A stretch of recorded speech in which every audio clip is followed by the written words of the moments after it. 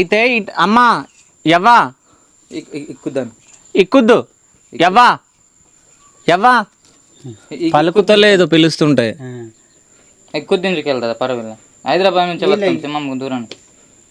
మరి ఇగో మీ ఆదివాసుల బాధల గురించి నేను చెప్పనీకి వచ్చినని చెప్పండి.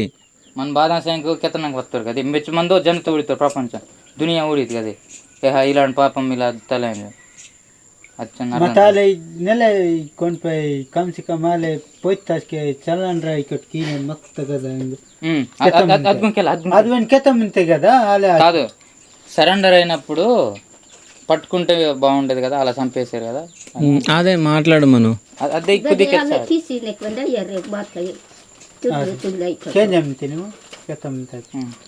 చల్లన్ రా ఇక్కడ కీనే కాయ కాదు బుడి బుడితో చల్లన్ రా ఇంత తెలంగాణ తోడే కదా ఓడ బుడియోడు కదా కోయితోడు నీ కట్టి బుడియ బాడే అమ్మన ఇగో ఇడికి రమ్మను అమ్మను కాదేమంటున్నంటే తెలంగాణ వాళ్ళ ఆసన్న వేణుగోపాల్ ఉన్నారు కదా వీళ్ళంతా సరెండర్ అయినప్పుడు మా వాడిని ఎందుకు చంపారు అని అంటున్నారు.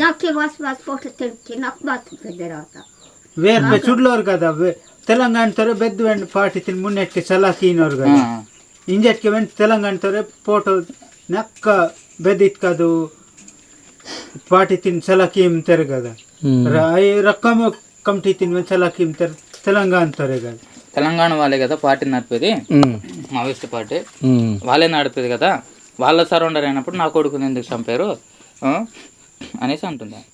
అయితే ఇప్పుడు నేను అమ్మని మాట్లాడమని చెప్పేసి నేను ట్రై చేస్తూ ఉన్నా అంటే యవ్వ అంటే అమ్మ అన్నట్టు.